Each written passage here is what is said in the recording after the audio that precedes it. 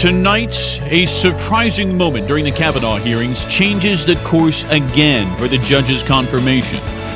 We speak with one of Brett Kavanaugh's former classmates about the turmoil surrounding this process. If that's the way he deals with co-equal branches of government, it seems like a problem of demeanor. It's all right now on Fox 9 News at 6.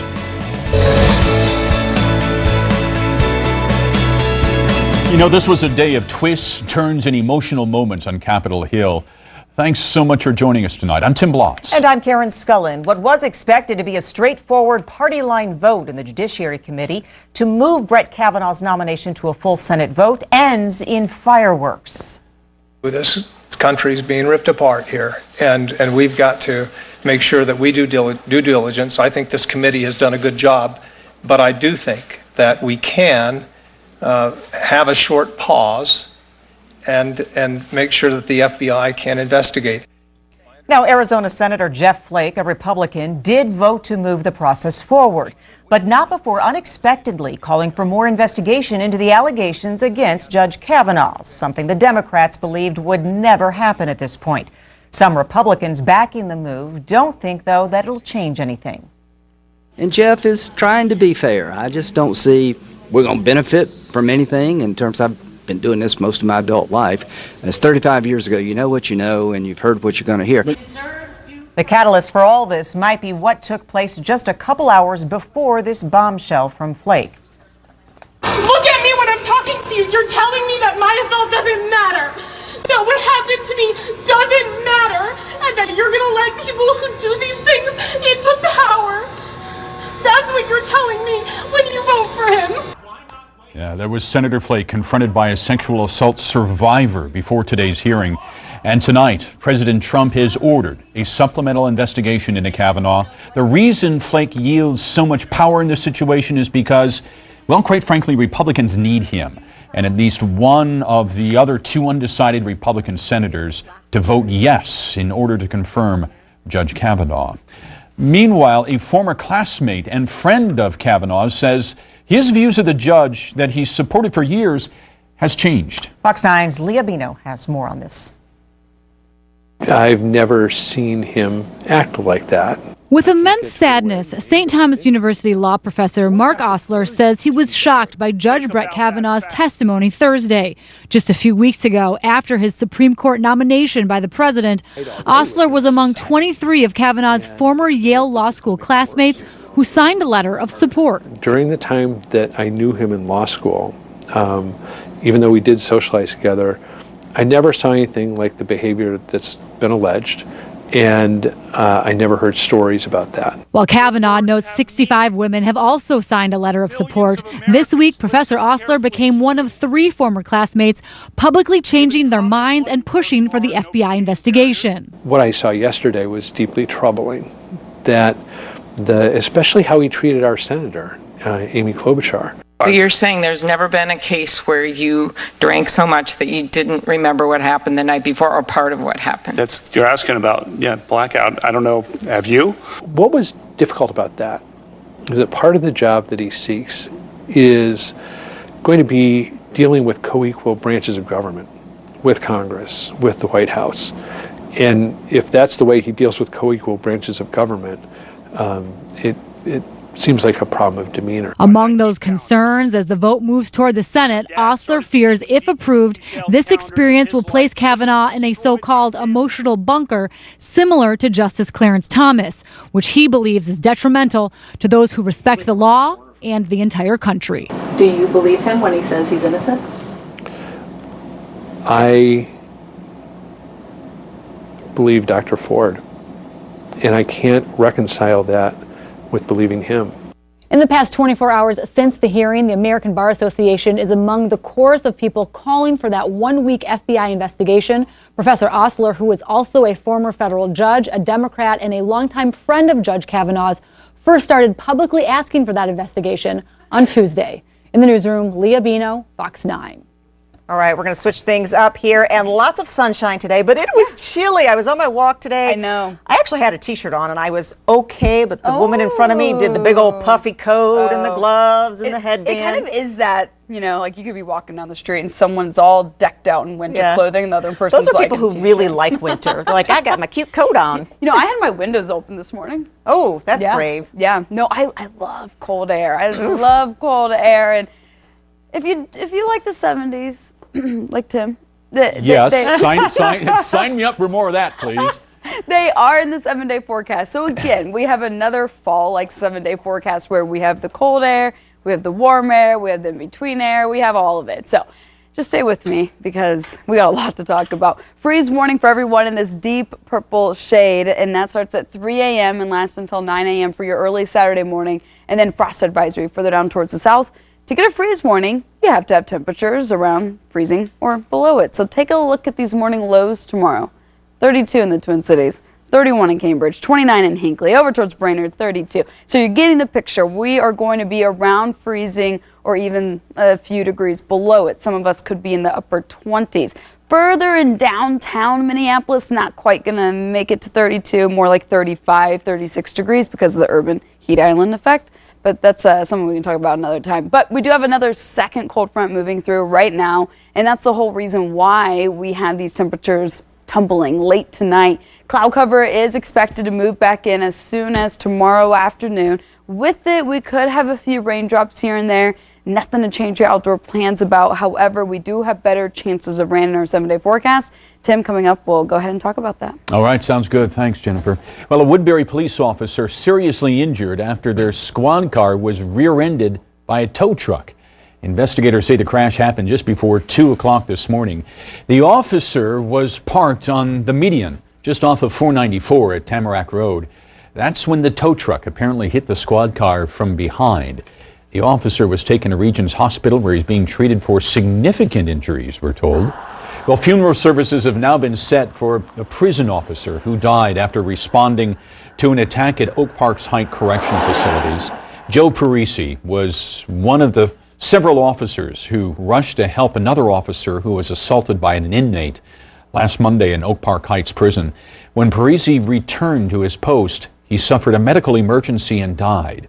Parisi will be remembered at Fort Snelling Memorial Chapel on Tuesday. Governor Dayton has ordered all flags to fly at half-staff on Tuesday. St. Paul police are investigating a possible sexual assault at Crossroads Elementary School. The case goes back to last January and was reported on September 17th. Police tell Fox 9 that a 17-year-old female student from Creighton-Durham Hall says she was at Crossroads for a service project when she had sexual contact with a male staff member. The St. Paul School District says that employee is now on administrative leave. Police make an arrest after 2 teens were shot and their vehicles stolen in Columbia Heights.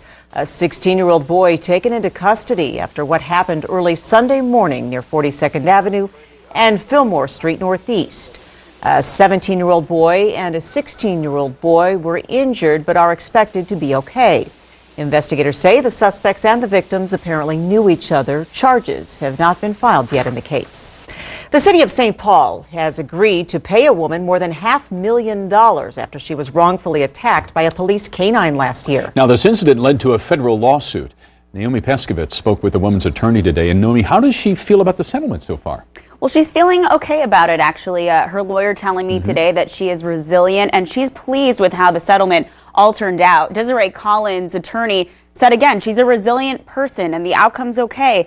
The settlement puts the case to rest, with the city paying her $520,000.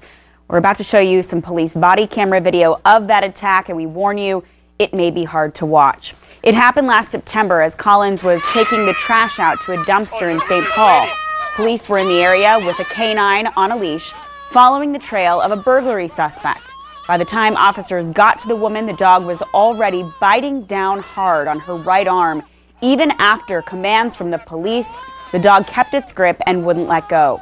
Collins' attorney says the woman had to move after the attack. In addition to her physical injuries, she was emotionally haunted by the incident and had trouble sleeping and doing regular daily activities. Her attorney says she still has noticeable scars that will always remind her of the attack, but she has since physically recovered. The momentum for this settlement started in August when a judge determined the city was liable for the accident by law.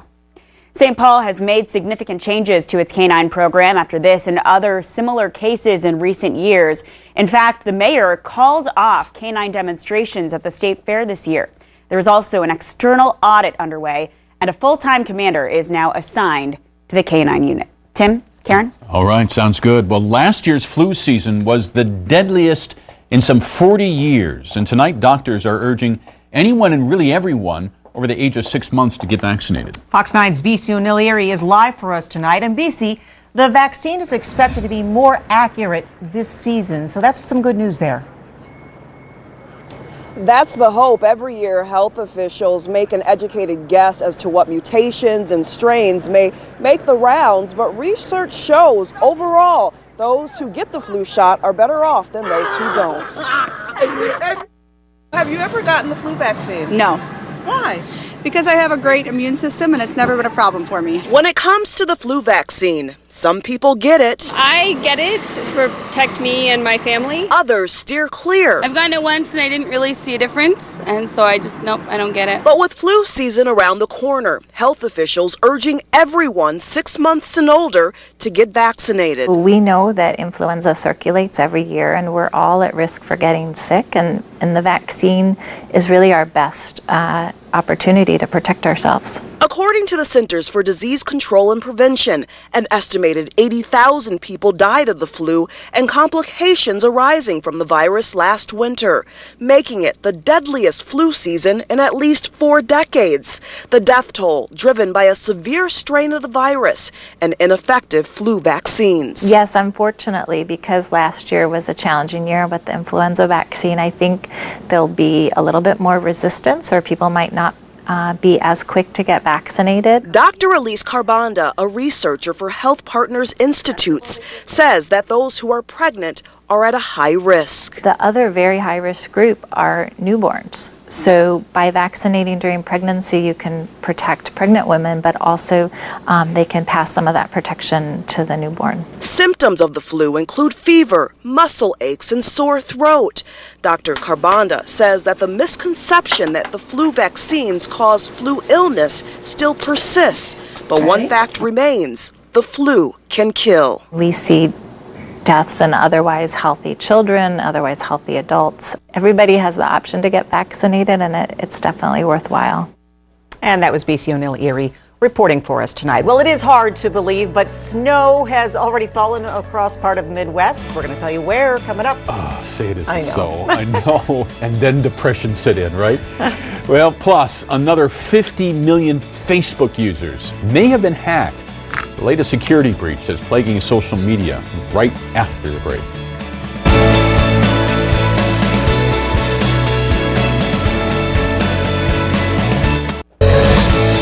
You're watching Fox 9 News. All right, we've got a security breach tonight impacting nearly 50 million Facebook users. The social media giant says hackers exploited a bug affecting a feature that allows you to view your profile as if you were someone else, allowing hackers to seize control of your account. Not good. Facebook says it's taken steps to fix the problem and has already alerted law enforcement. The social media site has suffered 2 data breaches in recent memory here, in which some 87 million accounts were compromised. President Trump signing an $854 million spending bill that'll keep the federal government up and running through December 7th. The commander-in-chief has signed the legislation to fund the military and several civilian agencies. The president's signature avoids a shutdown before the November 6th elections that will determine who has control over Congress. The bill doesn't include money to build a wall along the U.S.-Mexico border. Well, Old Man Winter has officially arrived in portions of South Dakota. Look at this. This is kind of a shock to the system. Back that up. I'm so not ready for this. This is taken in the Black Hills this morning. A winter storm sweeping across the Central Plains, bringing heavy snow and gusty winds. Wind chills expected to fall seriously tonight? Between 5 and 10 below zero, Jennifer? I'm cold thinking about it. And she's saying, yep, I know. You know, it's pretty, but it can be pretty there. You know, suddenly your neighbor's walking around in their cute fuzzy jackets isn't so problematic anymore, right? Exactly. That's Bring the on the worst one. puppies. Yeah. That's the worst when you have on like the big cute like coat, and you're like, ooh, so comfy, and then it's like, oh wow, it's like so cold that it's not cute. It's not anymore. cute, yeah. It's not cute. You need anymore. another one on top of that one. You need another one. That's when things get a little too aggressive for me. Well, all right, here's South Dakota and over towards Montana, Wyoming, and that is where we had that snow over in the Black Hills earlier this morning, overnight, and this morning. Meanwhile, back here at home, we're staying dry. We have plenty of sun, but this blue line right here, that's a cold front. And that's going to allow us to see our temperatures fall tonight. Not quite as cold as the Black Hills of 5 to 10 below zero for wind chills, but we are talking about temperatures around freezing and into the upper 20s as well. So because of that freeze warning for everyone in this purple shade from 3 a.m. until 9 a.m. and then the frost advisory further down towards the south in that faded blue shade along 90, starting at 3 a.m. and ending at 9 a.m. once again. So any sensitive plants, vegetation, be sure to cover them up or bring them indoors if you can. Here are the current temperatures. Whew, big difference. 51 right now in the Twin Cities. Go up to Hibbing, it's 37. That's puffy coat weather right there. 37 in International Falls, while Mankato is with us at 53 degrees. New Ulm was joining us with 54 degrees. So today was a perfect fall-like Friday afternoon. It's the weekend. Welcome to your Friday. 51 is our current temperature. Dew point of 32 degrees. We have a nice sun out there, a few puffy clouds, and winds over west-northwest at 15 miles an hour. Those winds out of our west-northwest, they're going to continue to stay around that 15 to 20 mile per hour pace, but they are going to be bringing in, reinforcing that shot of cold air from Canada. So that second cold front is going to help us scoot on down around freezing tonight. And then tomorrow afternoon, we will be expecting the cloud cover to join us again. So tomorrow morning for your Saturday, plenty of sun, but it's going to be cold. And then by the afternoon, we're going to try and have our temperatures rebound, but they are going to be struggling and the cloud cover moving back in. And then we'll have a slight chance of a raindrop or two over the weekend, but better chances of rain move in towards next work week. Overnight tonight, 32 for low temperature here in the Twin Cities, a few clouds here and there. And then areas out in the country can be expecting those lows to be around 28, 29 degrees by early Saturday morning around 6, 7 a.m. By tomorrow afternoon, warming up to 51 for a high temperature. Average high is 66. Not going to get anywhere close. And then by tomorrow evening, 47. And we do have, again, a slight chance of a raindrop or two. I wouldn't change any outdoor plans based on rain chances, but just a heads up for tomorrow evening through tomorrow night, we could have a few, again, raindrops, maybe some sprinkles try and make their way into Minnesota. Better chances of rain arrive by next week, Monday and Wednesday right now, as well as Tuesday. That's when we have the better chance of an umbrella kind of day. But we will be warming things up. Tuesday, 64. Wednesday, 70. So, I mean, you know, we get a little bit 70. of everything. Wednesday looks good. Yeah. That's 70. All Better. right. Yeah, thanks a lot. All right. This could be one of the hottest musical events of the year.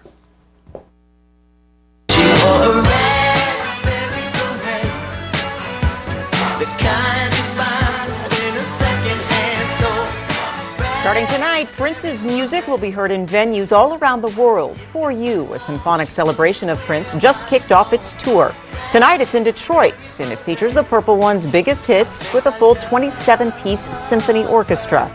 Now, for some odd reason, the tour will not come to Minnesota, but they do have stops in 36 U.S. cities, including Chicago and Milwaukee, plus international dates in Amsterdam, Berlin, and Paris. I wonder why not here. I want to hear that orchestra. Yeah, I know. I really That'd be do. really neat. Yeah, I'm fascinated because I How think. do you skip well, Minnesota? I think the orchestration with the strings could fit in some of the brass could fit in perfectly to some of his music. I think it would be just wonderful. Great no matter what, Yeah. probably. A powerful earthquake strikes an island off Indonesia, the latest on the tsunami that's wiped out several homes. Coming up. Plus, we got a miracle out in the water. A plane crashes just after takeoff and everyone on board survives. We got the story coming up. Well, topping tonight's news wrap, a passenger plane crashes just after takeoff off the coast of Micronesia. Amazingly, every single person survived. This video shows the airliner in shallow waters in the Pacific. The plane was scheduled to fly to Papua New Guinea's capital when the crash happened. Small boats rushing to the scene helped get passengers and crew members out of the water. The cause of the crash is still under investigation. A powerful earthquake rocks an island off Indonesia, triggering a 10-foot tall tsunami. Houses were swept away and families have been reported missing. The earthquake killed several people. Local officials urging people to stay outdoors because of the danger of strong aftershocks. In December 2004, a massive earthquake on the same island triggered a tsunami that killed 230,000 people in a dozen countries. Well, a military fighter jet crashes in South Carolina. The pilot was able to safely eject from the cockpit. No one on the ground injured here.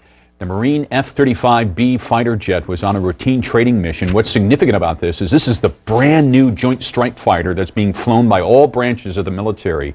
No word yet on what went wrong. The crash site is on a national register. Archaeologists believe 2 mounds there were either used as temples and were built around 1500.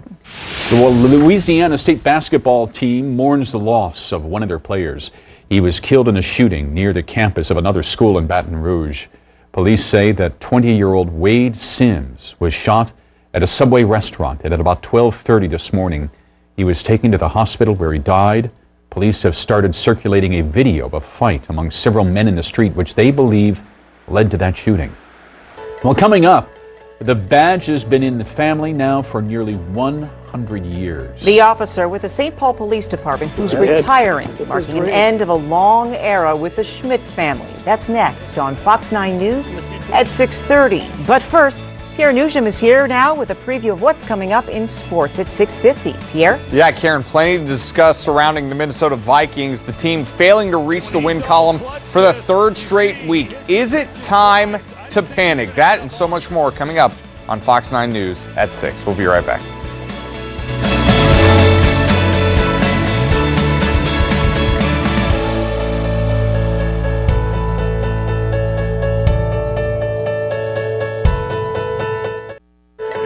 Well, right now on Fox 9 News at 6:30, the president orders an investigation into the allegations against the man who's looking to land a seat on the nation's high court. Plus, a North Dakota man is acquitted in the case that stunned the Fargo area after the death of a pregnant woman.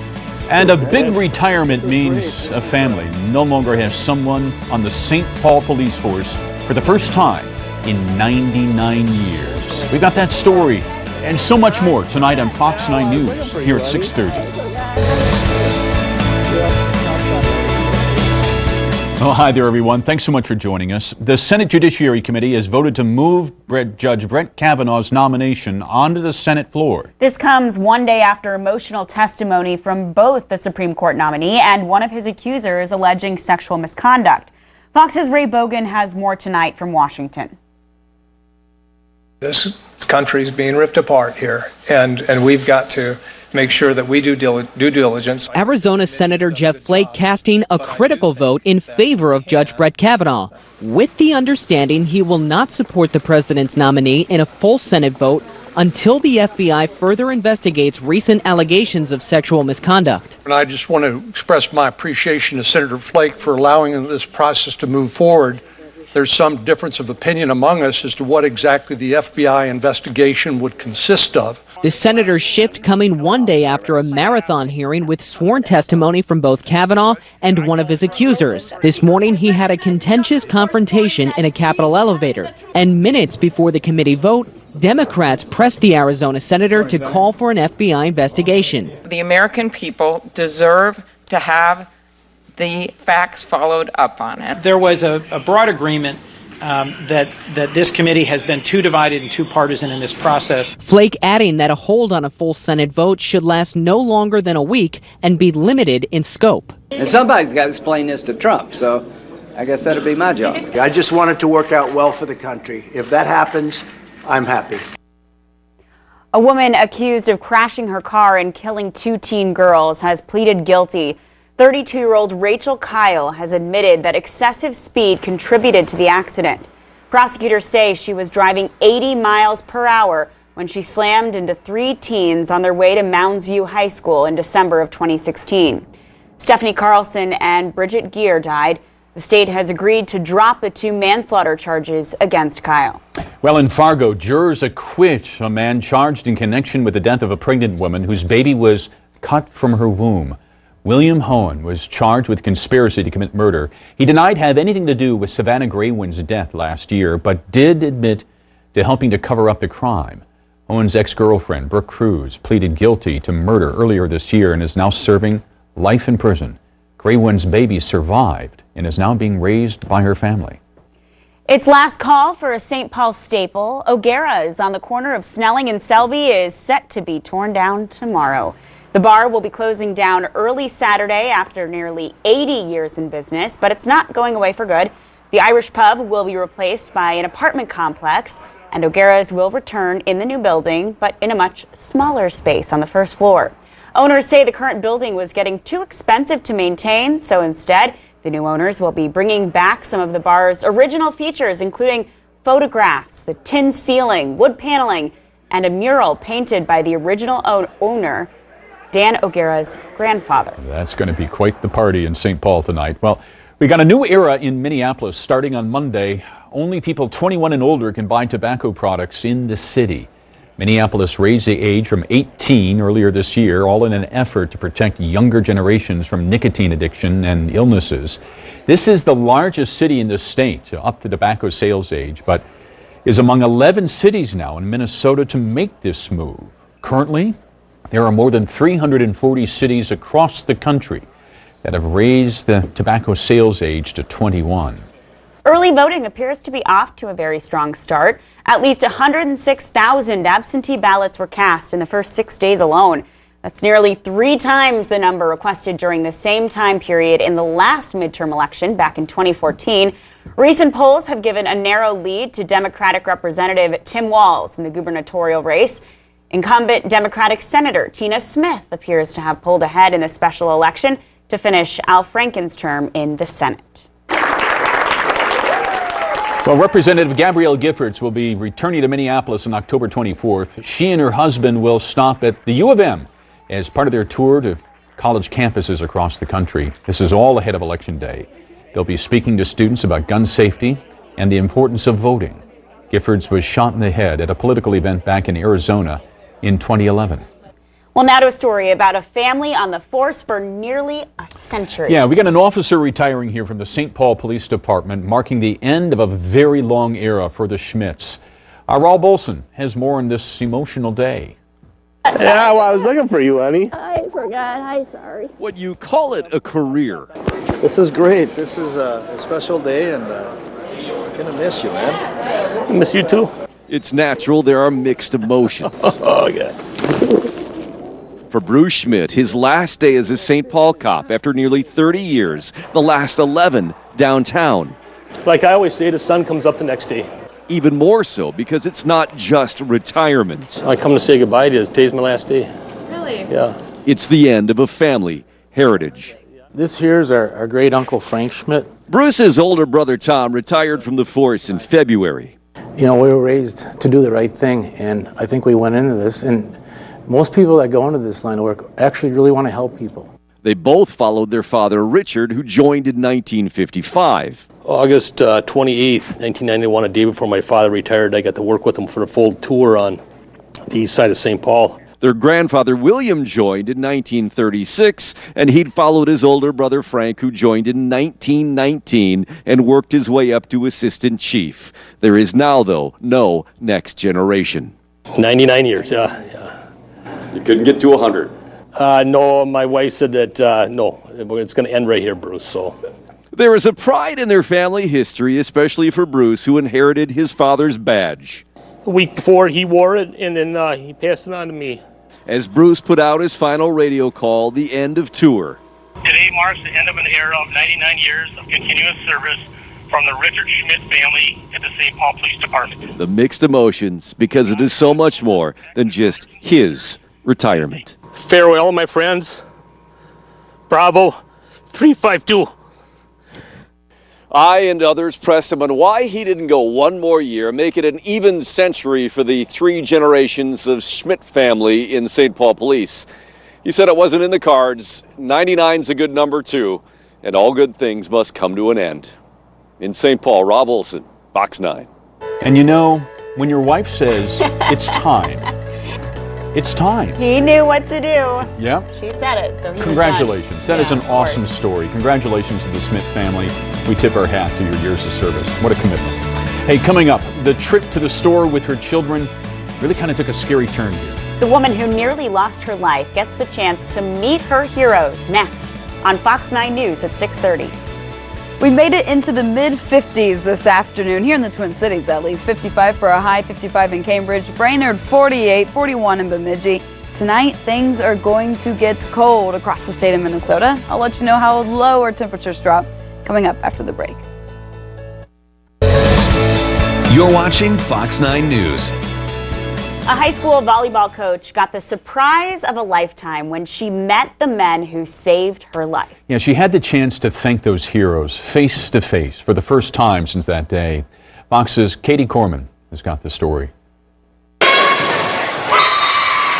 The Blue Jays go red to celebrate heart health for women and the life of Jefferson High School head volleyball coach Ashley Nagel, whose own life was almost cut short. My first response was I had a heart attack like I did. Nagel doesn't remember July 16th, the day she was shopping with her 2 children and collapsed in the parking lot. Dr. Scott Schuessler and his team at Elite Physical Therapy in Baldwin saw Nagel go down and they rushed to her side. I was kneeling down next to her and I was checking her pulse on her arm and checking her neck and digging on her sternum to try to get her some sort of response from her, and nothing happened. Schuessler started chest compressions while his team took care of Nagel's kids. The 2 kids were pretty frantic, yelling, "My mom is dying." As part of his training, Schuessler has attended 10 CPR trainings. I've never done CPR on anyone other than in practice.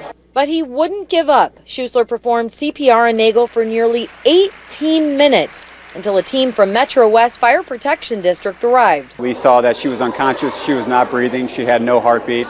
Nagel's husband Corey says it was touch and go for the next 2 weeks. She was in a medically induced coma and developed acute respiratory distress syndrome. But Nagel fought hard to come home to her family and the things she loves. I missed the volleyball like crazy, you know, the competitiveness of it, and honestly, I missed the kids. Tonight, Nagel's family was reunited with the men who saved her life.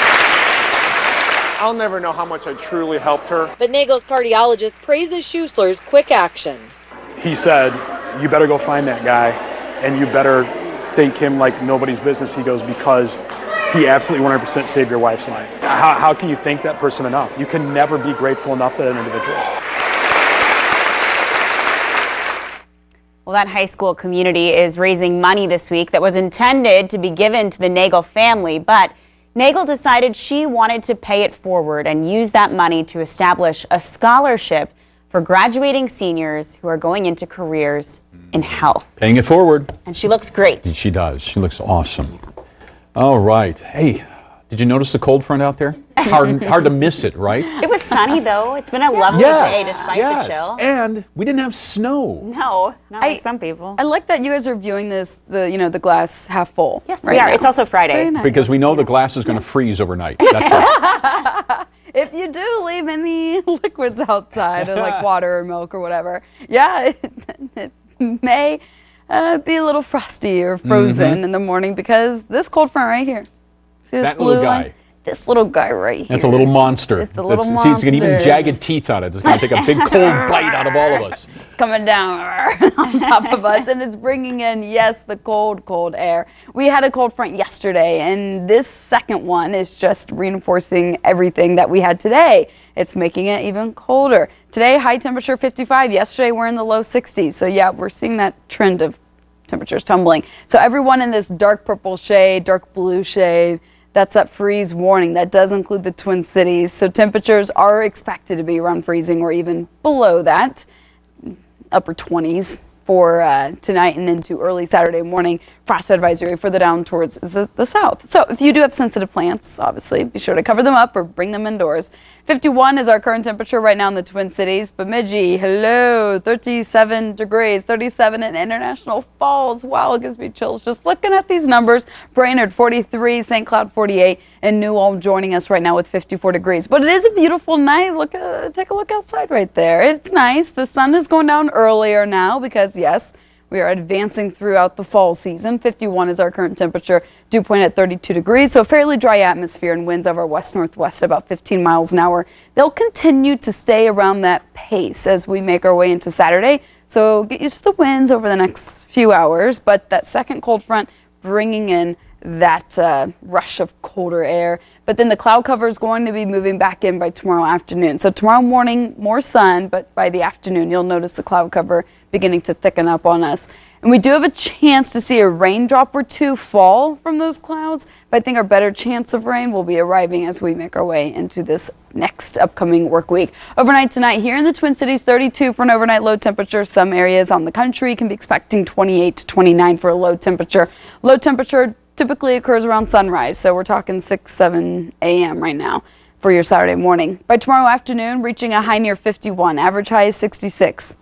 Those two numbers are not very close to each other. Mostly cloudy by the afternoon, and tomorrow evening by around 7 p.m. you can be expecting a temperature near 47 degrees. A few raindrops out there. Futurecast is trying to paint on some rain showers, but right now I wouldn't change any of your outdoor plans based on this information. I would just say, hey, throw an umbrella in the back of your car just in case you do encounter one of these light and brief rain showers. We're not expecting anything heavy by any means. And the same goes for Sunday as well. Saturday and Sunday, a fairly same forecast, I guess. 51 for Saturday, 55 for Sunday. A better shot of rain arrives for Monday with a high near 56. And then we'll climb. There will be a warm front, Tim, on Wednesday, bringing us a high of 70. And instead of the jagged teeth, it has the bubble. Ooh, so is it it's red? friendly. It's red. Little round bubbles of wonderful heat love, right? Yes. Better than They're like a little cold nicer. teeth. Yeah. All right, love it. Jennifer, thanks. A rough night for the Vikings as they fall to the Rams out west. Fox 9's Pierre Nugent is in next with sports. It was a fun game to watch, though, right? On the plus side, talk about glass half full.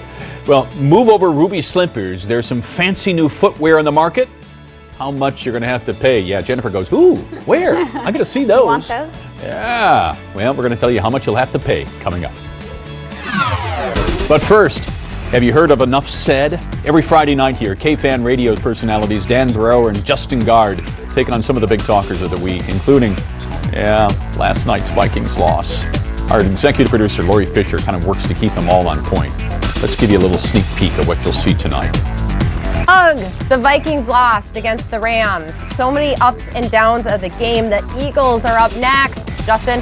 I can see why fans across the Look at NFL. that great throw, by the way. Cousins is playing great. Unbelievable. Besides the fumbles and everything, and thinking that his offensive line is 5 blocks of granite, and holding the ball a little bit too long, I think Cousins is playing as well as you could have expected him to play. Well, this game, not Buffalo. Well, nobody played well against Buffalo. However, the defense is in crisis right now, and it's weird to see a defense go from a team that would dominate a game, hold teams to 10 points, to now you just hope they make one stop so that Cousins can get the ball back and maybe make some magic like against Green Bay and like they almost did against LA. If you're Ziggy, you're going, every time, and Spielman even, you go, every time you want me to pay big money for a defensive player, we've done it. Now, on Barr, we're waiting, and by the way, good thing we waited because he looks done right now. Something's up with him. And finally... Yeah, you hear him on the radio, you're going to love him on TV, I promise. Seriously, my favorite show of the week. Enough Said. It comes up tonight at 9:30 here on Fox 9 with Dan Barrower and Justin Guard. Great guys. You're watching Fox 9 News. Well, another big competition is coming to downtown Minneapolis. Cross-country skiers from around the world will come to town in March of 2020 as part of the World Cup ski competition. Minneapolis became kind of a top contender after hometown cross-country skier Jessie Diggins took home a gold medal at the Olympics this last year in Pyeongchang. She's a superstar worldwide, and to have a race, in her home state is a big deal for skiing worldwide. Yeah, this is a big deal. Congratulations to everyone who made this happen. The competition is going to take place at the new Trailhead facility at Theodore Wirth Park. All right, we got to bring it back up, guys, because we need to talk about what happened last night in LA with the Vikings. And although they lost, it was actually a better showing than a Sunday. You know what? Oh, yeah. This, seriously, yes, we lost, and it hurts. This was an awesome game to watch. It was you kind of had that feeling that whoever had the ball last was going to win the game. Yeah, it was a real shootout. I think it's a game that's a lot of fun for the fans to see. If you're a Minnesota Vikings fan, maybe not so much, exactly. but it was entertaining. There's no doubt about that. The Vikings right now look a bit shell-shocked, especially defensively. The Rams put on an offensive clinic en route to a 38-31 win over Minnesota.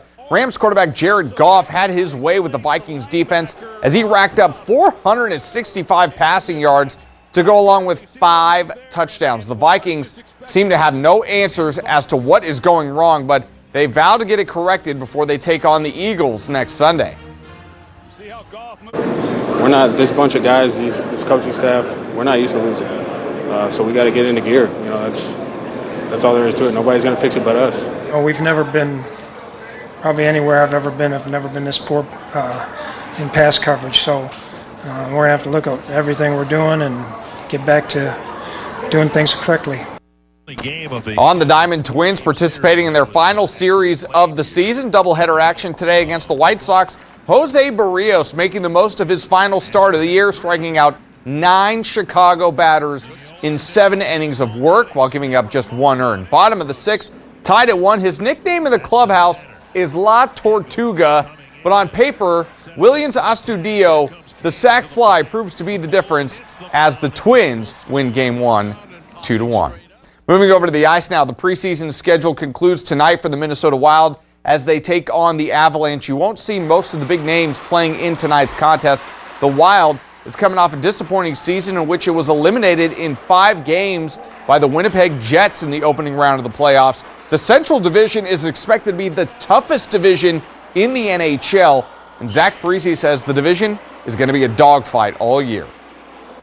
There's 2 teams that could easily win the President's Trophy in our division, and it's Colorado's a very good team, and you'd have to just assume that Chicago is going to be better than they were last year. So like I said, it's not going to be easy to make the playoffs, and we're going to have to play some really good hockey the entire season. Puck drop scheduled for 8 o'clock tonight. We'll have an update on that game coming up later on Sports Now, guys. All right, Pierre, thanks. We'll take a look at these shoes, the most expensive in the world. They're called the Passion Diamond shoes, made of golden leather and encrusted in 236 flawless diamonds. They won't come cheap, imagine that. Only setting you back $17 million. At least that's for the pair, though, not per shoe. The sparkly stilettos were unveiled this week in Dubai. The fancy footwear took 9 months to make, and in case you're wondering, the shoes, they do come with a lifetime warranty. So if one of those diamonds pops off, they're insured. You can get a new leather strap. What if it like for pops $17 off million. and winds up on your neck? They better not give you blisters, right? That's true. They probably will. All right. Hey, thanks so much for joining us. We have so much more for Fox 9 News at 7 o'clock coming up on Fox 9 Plus.